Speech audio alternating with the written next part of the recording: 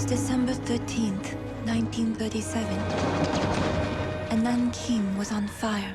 My desire for involvement, initially came from working with Emo and admiring his work for many years.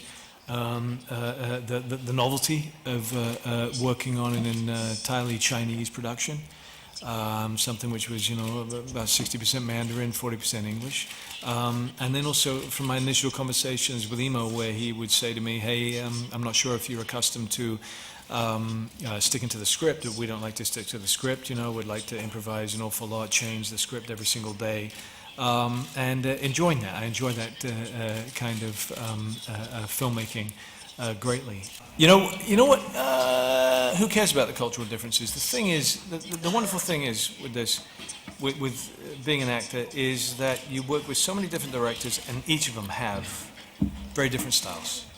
So Emo is just another director, an extraordinary one, but another director with a different style. And I've always come to find that even with English-speaking directors, that it has to go beyond the language. That an awful lot of people will talk, but when they come to doing it, it's very different than what you expected. And so there's no better way of learning how to work with somebody than by actually doing it. And so there wasn't much difference here than I've always found. What I enjoyed about this as well, though, was that with Emo, I wanted to show him just different examples of each take. I understood that there was a different cultural expectation, possibly, in terms of drama, and Emo was always very open to that. I was very grateful to him for that. And that's what I believe in.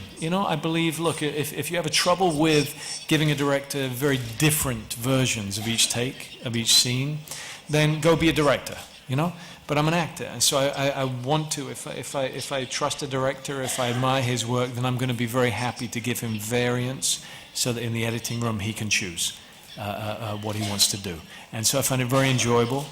We had very many funny moments, some moments of misunderstanding, but those are always good moments, ultimately, and fond memories. But that ultimately there was sometimes Emo's daughter, where's Momo? I don't think Momo's up here, but Momo gave wonderful translation always. But then there were moments when, I don't know, Momo had gone for a cup of tea or something, and Emo needed to talk to me, and we found that we could actually get some kind of communication across enough that was necessary, And with someone with Emo who's as good-humored as he is, and you need that when you're making a movie that has such tragic moments as this, that is so poignant.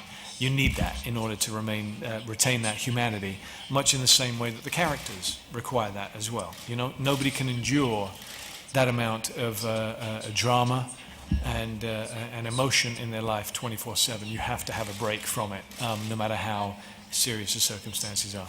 Before this movie, the director trained me for like 2 years. I have acting class and English class because I'm just like a blank piece of paper. I don't know how to act. It's my first movie, actually, and I have English class because I have English lines with Christian Bale.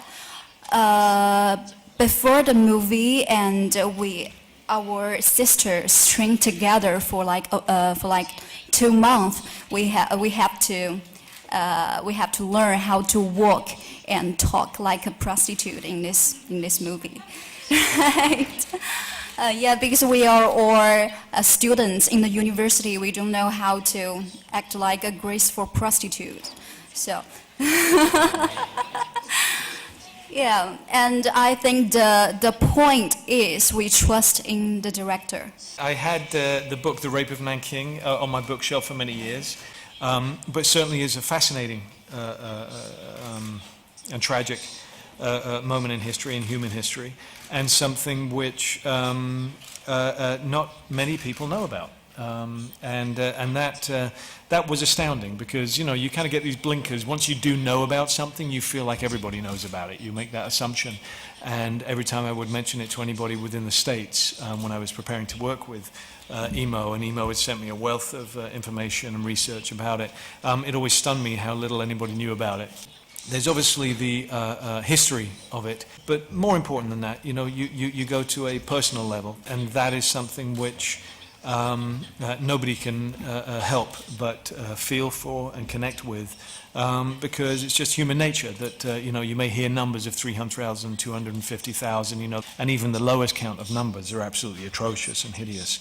And just in understanding, hey, they're there but for the grace of God, and so therefore I'm fascinated by it, and what better person to tell the story than Emo. When this war is over, I'm gonna find you.